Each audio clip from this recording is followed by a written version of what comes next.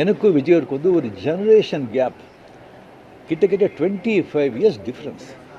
நான் முதலையே சொல்லியிருக்கேன். நான் வந்து விஜயை வந்து நான் இதை கம்பேர் பண்ணிக்கிட்டால் அது எனக்கு நல்லதில்லை, கெட்ட பேர். விஜய் என்னை பற்றி கம்பேர் பண்ணிக்கிட்டால் அவருக்கு நல்லதில்லை. சின்ன வயசுலேருந்து அவர் பார்த்துட்ருக்கார். அவர் சிஎம் ஆனதில் எனக்கு என்ன போகிறாங்க?